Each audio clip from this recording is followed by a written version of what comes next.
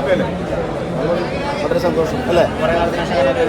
അതെ, ചാക്കോച്ചനും പോകുമ്പോൾ ഒരു ഹ്യൂമർ പിന്നെ ഈ പറഞ്ഞത് നമ്മൾ അതിൻ്റെ ഭാഗമായെന്ന് പറയുമ്പോൾ നമുക്ക് സന്തോഷമല്ല.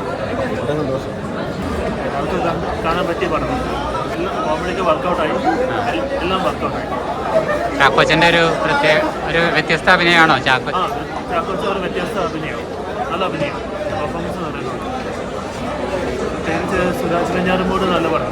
പഴയ കാലത്ത് ശേഷം സുരാജ് വെഞ്ഞാറമ്മൂട് കോമഡി പടങ്ങൾ അഭിനയിച്ചിട്ട് ഇപ്പോൾ ഒരു ഫീച്ചർ കോമഡി പടങ്ങൾ വർക്കൗട്ടായി.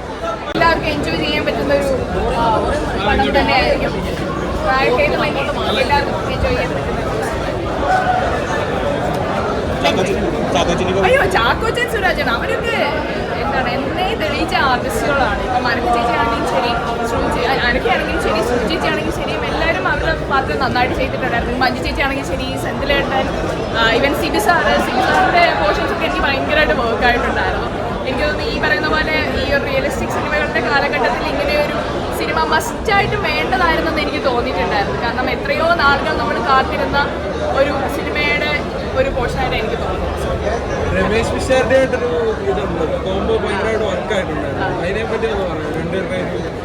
രമേശേട്ടനും ഞാനും ഇതുപോലെ തന്നെയായിരുന്നു. അല്ലെങ്കിൽ ഇതിനുശേഷം ഞങ്ങളൊരു ഷോയിൽ ഒരുമിച്ച് വർക്ക് ചെയ്തിട്ടുണ്ട്. അപ്പം അവിടെ വെച്ചാണെങ്കിലും നമ്മൾ ഈ ഒരു സിനിമ ഒന്ന് റിലീസാവാൻ കാത്തിരിക്കുകയായിരുന്നു. കാരണം അത്രയും നല്ല മെമ്മറീസ് ഉണ്ടായിരുന്ന ഒരു സെറ്റായിരുന്നു.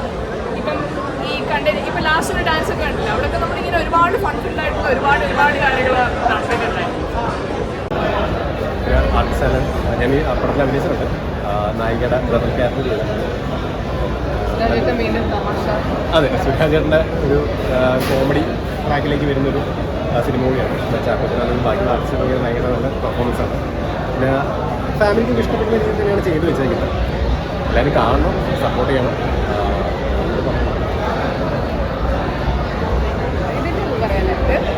ഫാമിലിക്ക് പറ്റിയ ഒരു മൂവിയാണ്.